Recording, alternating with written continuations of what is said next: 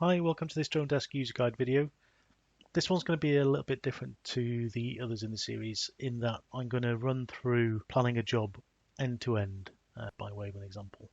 So that'll include creating a client, a location, a pilot and their drone, and then planning the job, running through the risk assessment, the checklists and the site plan, and then logging the flight at the end.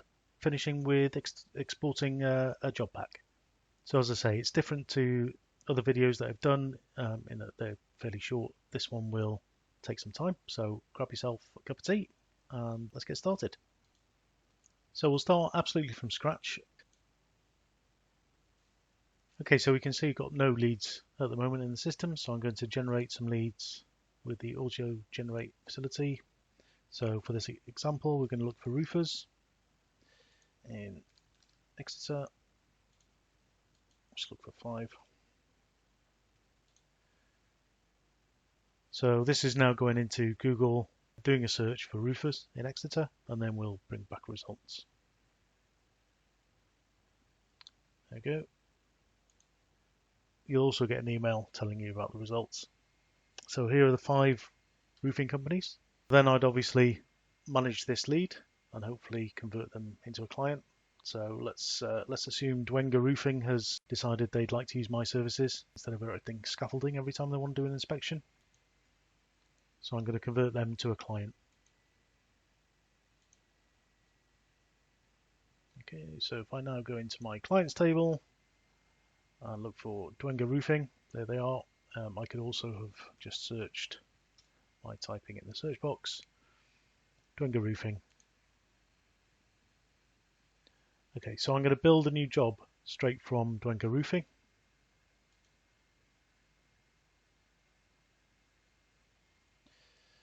And I'm going to call this Floyd Lane Roof Inspection. I'm going to set the location. Actually, let me create a new location for this.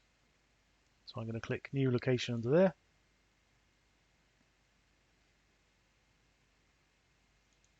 And I'm going to search in what 3 words? Floyd Lane, Exeter. Switch to satellite there for a second.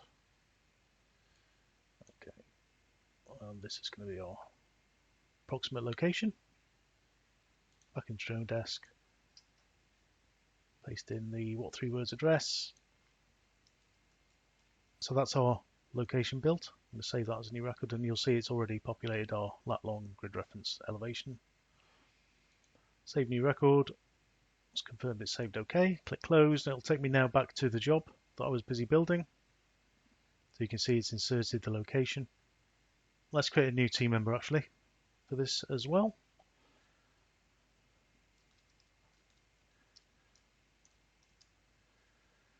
And we'll give him a primary role of pilot.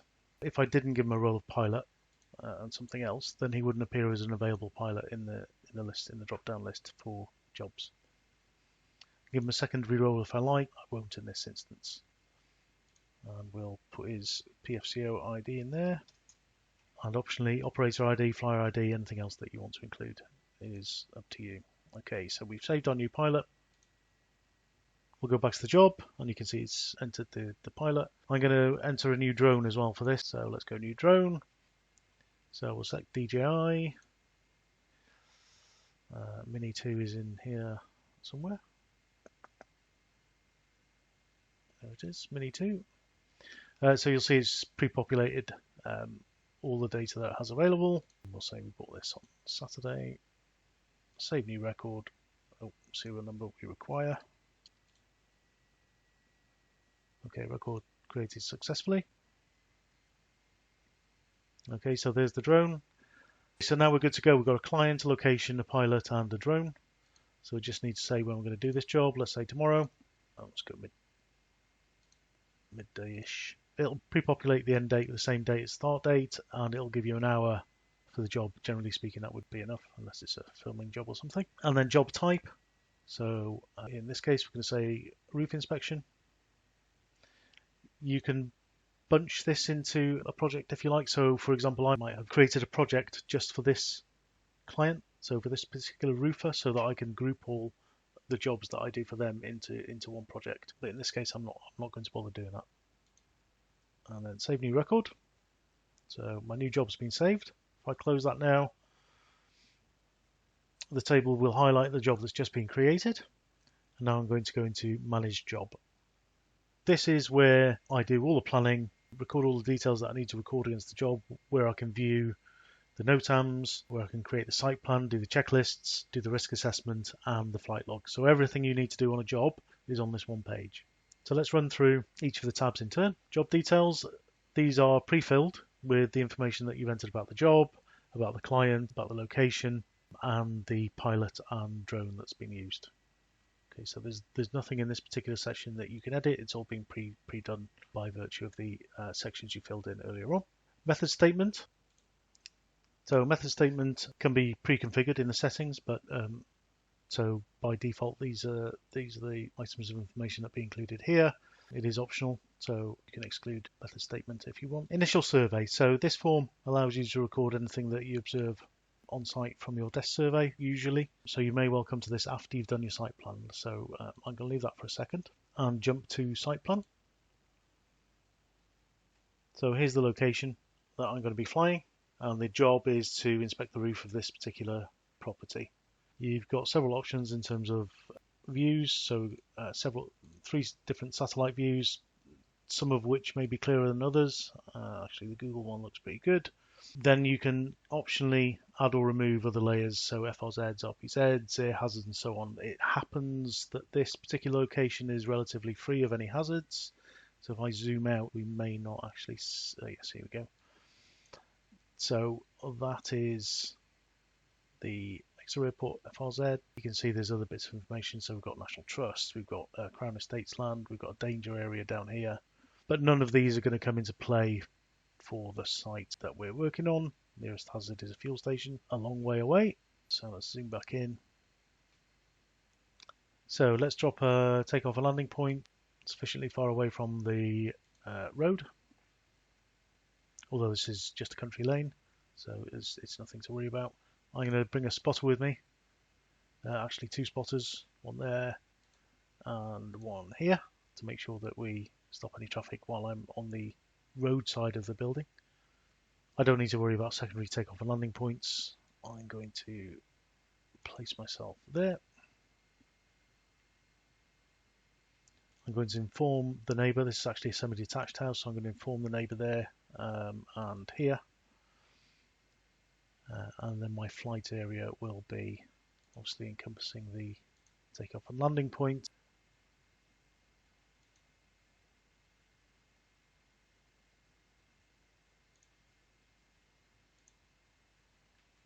So that's my site plan done. In essence, you can see this is an empty field, no livestock. It doesn't look like there's any livestock. It's a private field associated with this property. Looks like there may be some wildlife, not wildlife, but sheep in that field. Yeah, but I'm not going to be going anywhere near them, so I'm happy with that as a plan. If I now go back up to my initial survey, ground hazards, okay, so it's a grassed field, the slippy underfoot. Terrain, I believe there's a slope, but not significant. Site access, I know is fine. No restrictions, no sensitivities. I know I've spoken to the client on site, and I know they've spoken to their neighbours, and they're quite happy for the inspection to go ahead. People. So the client actually has said that the neighbours are going to be out all day while I'm there, so that's fine. There's no vehicles, buildings, 2 meters, other than the target property, obviously. And again, none within 50 meters. Airspace, it's already told me this is uncontrolled airspace, so that's fine. I don't need to add any other notes at this point. Notifications. So notifications, the client has notified the neighbours, which is fine, and they're out of range anyway, so it's just the client. Date notified, let's say we spoke to them yesterday, so nobody else to notify. If you did need to notify anybody else, then you could add a row and fill in details there. So we don't need that one. So that's notifications. Flyaway airspace users. As we already saw, there's nobody particularly close. There are a couple of horse racing tracks nearby, so extra Newton Abbot. So we've got that contact information should we need it, along with extra airport, again, who we don't need to notify at this point. So I've got all the contact information, so I'll print this off and take it with me should the worst happen. Emergency contacts. So I've got contact for RD&E Hospital, which is the nearest, and the police. Again, I wouldn't probably notify the police about this. The neighbours are aware. There aren't no near neighbours, so it's a relatively straightforward job in that sense. Weather forecast. Not looking particularly great for tomorrow. Mostly cloudy throughout the day. It looks like it's going to be pretty breezy. So we've got 16-mile-an-hour winds with gusts up to 29, 30 miles an hour. Yeah, so that's not looking great. Let's have a look what this is in meters per second. So that's within tolerance for the drone. Well, maybe not actually for the Mini 2, but for a reasonable drone, it would be within tolerance. So I'll probably go ahead and see what it's like on the day when we get there. NOTAMs. What have we got? Kite flying, which is Langford near Clumpton, which is a long way away.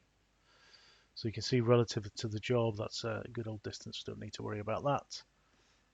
We've got kite flying again at Exmouth, again a long way off, no need to worry about that. Crane in probably Exeter City Centre, I would have thought. Yeah, again, don't need to worry about that. And then there's some runway navigation stuff, which we don't need to worry about, get rid of that. ILS out of service, radio out of service, no passenger airline flight diversions, so again, not relevant at all. Service matter guidance, and COVID-19 information for the airport. So nothing to worry about those. So I'll just keep those three in just for information, but as I say, they're well out of scope. Nothing to worry about. So that's NOTAMs. Site plan we've done. Okay, so before I come to the checklist, I'm going to do an initial risk assessment based on what I've seen so far. And obviously I'm not going to do this fully, but just to give you an idea, this is the default risk assessment that's included in the system. You will probably have created your own or modified version of this. But the idea in principle is that you would assess the level of risk initially without mitigation. So let's say other aircraft operating around the area.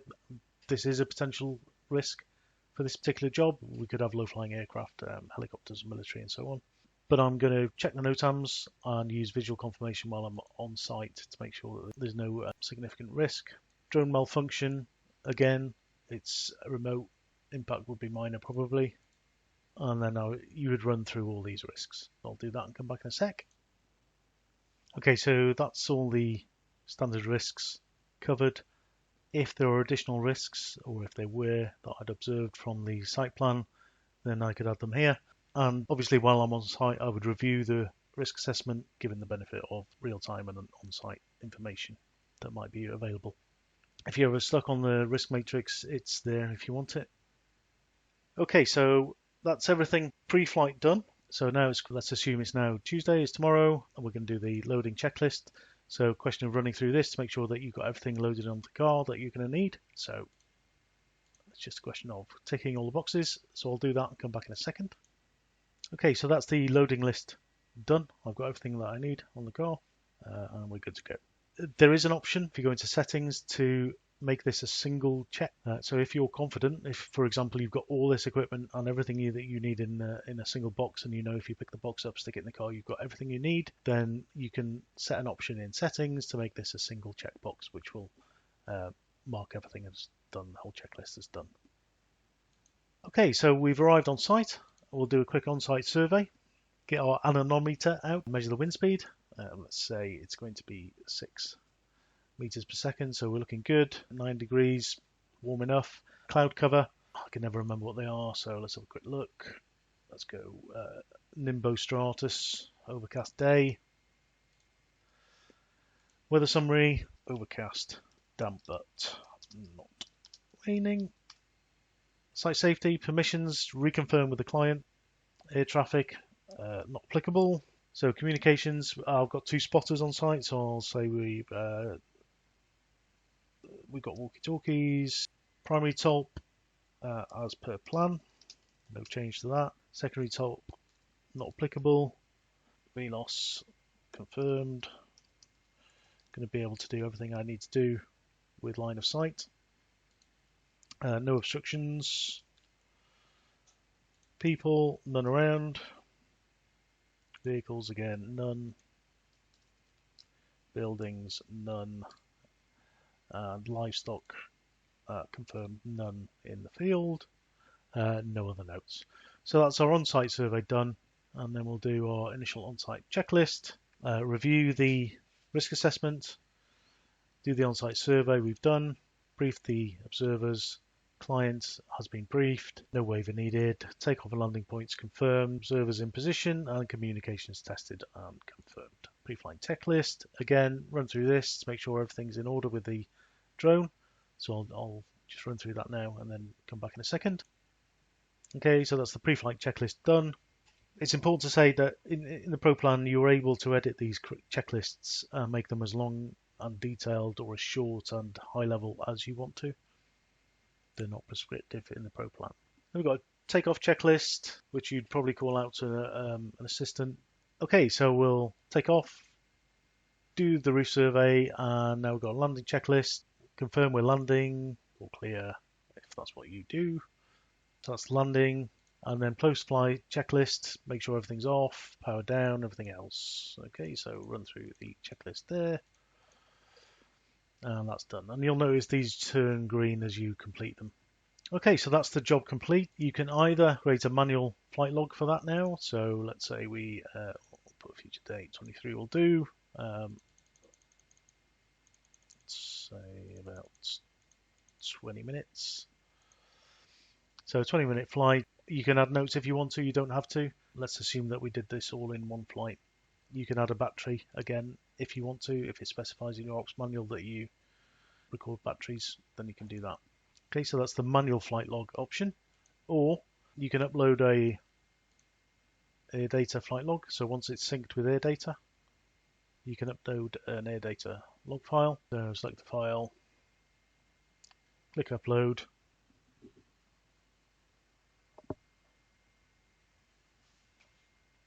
And that's recorded the details automatically for you. Ignore the dates on that, it's an old flight. And then the final option is to have it auto-synced. So what will happen is overnight your flights will sync with AirData, and then Dronedesk will pull the flight details in from AirData and allow you to tag that flight to this job. Then the final form is a closure report. Again, this is optional. You can opt to remove this in the settings, so you could write a short closure summary. Okay, so that's a very quick canter through a job plan from start to finish. If there are any incidents, or there were any incidents as part of the flight or the job, then you can keep a log of that in the incident log. So you would just fill in the details, select who's involved, who's reporting it, which job it occurred on.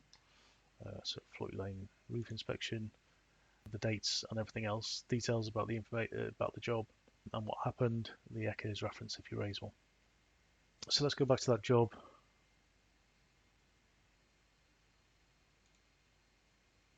You can record the progress of the job as you go along if you want. There are various options. Again, you can use this, you don't have to use it, but it helps you keep track of where you are with each job. We've got scoped, quote sent, quote accepted, planned, work complete, invoice sent, and so on. So I'm going to mark this as complete now, and you can see it's put a far future date on, so we don't need to worry about monitoring this one anymore. And if I want to keep a paper record or a file record of this job, then I can click the print button there. This will generate a job pack that includes all the information that you've just seen or that we've just entered on the job. Okay, so float lane, roof inspection, all the information, the mission statement, on-site survey, the client, all the information that was included on screen there will be replicated in the job pack.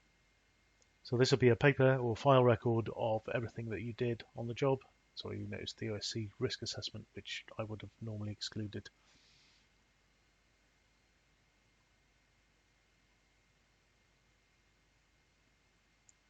The final thing to say is that if I was going to revisit this job, for example, if the roofer had spotted something and wanted me to go back and revisit it, it would obviously be a secondary visit on a different date with potentially different weather, different no times, everything else. So I probably would want to raise a new job for it. there's a very easy way to do that, and that is clone job. That'll create an exact replica of the job, which allows you to just review the information that you'd entered previously, make sure it's still current and relevant, confirm that the notifications are the same. Whether you want to modify your site plan at all, you can do that. So if I wanted to move the takeoff and landing point, for example, I could do that. It doesn't obviously replicate the checklists. You would have to run through those again. And similarly, I should have said NOTAMs. It will refresh the NOTAMs completely, so you would need to review those again. And the risk assessment is copied across. So I would recommend that you still run through your entire risk assessment and confirm that all the risks are the same and mitigated accordingly. And obviously the flight logs would need to be completed as well. So cloning a job is just a really quick way to create a new job for a repeat visit, for example. Okay, so that's a very quick run through creating a job from start to finish with a new client, new drone, new pilot, new location from scratch. Hope you found it useful. I'll see you in the next video. Thanks a lot.